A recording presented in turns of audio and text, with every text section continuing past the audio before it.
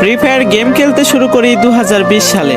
এলাকার ভাই ব্রাদারগুলো দেখতাম রাতে এক জায়গায় বসে বসে শুধু চিল্লাচিল্লি করতো। একদিক দিয়ে ভালো লাগতো, অন্য দিক দিয়ে মনে হতো এরা এমন চিল্লাচিল্লি কেন করে, চারজন চারজন করে। তারপর তাদের কথা মতো তাদের মতোই শুরু করি ফ্রি ফায়ার গেম। প্রথম দিন গেম খেলে রাত জেগেছি 11টা, যেটা ছিল রাত জাগার প্রথম কারণ এবং প্রথম ভালোবাসা। এলাকার বন্ধুরা মিলে রাত হলেই আড্ডার আসর দিয়ে বসতাম আর শুরু করতাম গেম খেলা। সবাই তখন গেম খেলা নতুন শুরু করি।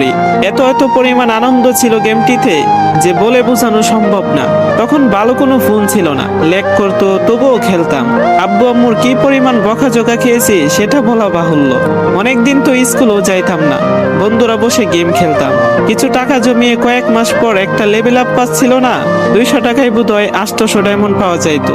800 ডায়মন্ড থেকে একটা অলক ক্যারেক্টার নেই, আর সেই অলক ক্যারেক্টার ছিল তখনকার সময়ে সবচেয়ে দামি ক্যারেক্টার। তখনকার দামি প্লেয়ার মনে হতো নিজেকে।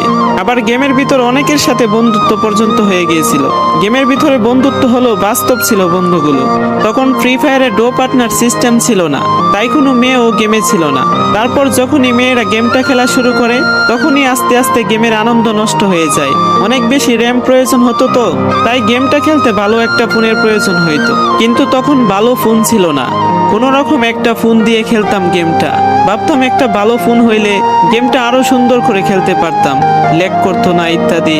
কত আনন্দই না ছিল তখন। প্রতি সপ্তাহে শুক্রবারে বসে গিল্ডের গ্লোরি ফুল করতাম একটা কাস্টমের জন্য। পরের দিন সবাই মিলে আনন্দ নিয়ে একটা একটা করে কাস্টম খেলতাম। আমার জীবনের প্রথম 3 বছরের ভালোবাসা কোনো মেয়ের জন্য আমি গেমটারে কখনোই ইগনোর করি নাই। যখন মন খারাপ থাকতো গেমটা খেলতাম একা একা। একটা বুইয়া পাইলে তৎক্ষণাৎ মন ভালো হয়ে যাইতো, মুখে সব সময় একটা মৃদু হাসি থাকতো। এখন আমার কাছে গেমটা খেলার মতো অনেক ভালো একটা ফোন আছে, আমার কাছে এখন অনেক ভালো কালেকশন আছে, টপ আপ করার জন্য টাকাও আছে। কিন্তু গেমের ভিতরে থাকা সেসব বন্ধুরা আর নেই, সবাই ব্যস্ত হয়ে গেছে, সবার আইডি গুলো অফলাইন হয়ে গেছে। কেউ কেউ 1 মাস 2 মাস পর ঢুকে গেমের ভিতর সবকিছু বেক করে দিয়েছে। এখন যার বেশি টাকা সেই বেশি প্রো, এখন কারো স্কিল দেখা হয় না। ফ্রি ফায়ারে সব ফালতু ইউটিউবারে ভরে গেছে এইসব।